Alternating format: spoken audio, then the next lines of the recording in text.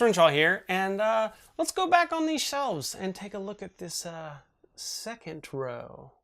Alright, so ignoring Dungeon Fantasy, which got booped down here, the next is from Fantasy Flight Games, a series called The End of the World, which I super love. You play as yourself in different apocalypses, such as zombies, elder gods, aliens, and machines. Then you have Fantasy Age, and the setting that made it popular, Titan's Grave, from Green Ronin Games.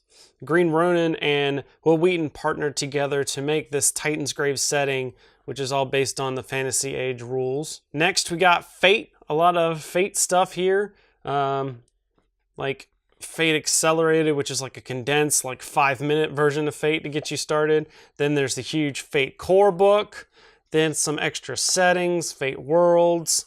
And then, of course, because I love cats, there's a Secret of Cats. Then from Atlas Games, you've got Feng Shui 2, which is like, hey, let's make an action movie RPG, which is really cool. Then sort of an RPG, but not really, is Fiasco. It's a really GM-less kind of game that's really fun to play with your friends. And then some extra background settings for that. Then going back to Fantasy Flight Games, we have their generic version of the Star Wars stuff that we'll get to eventually.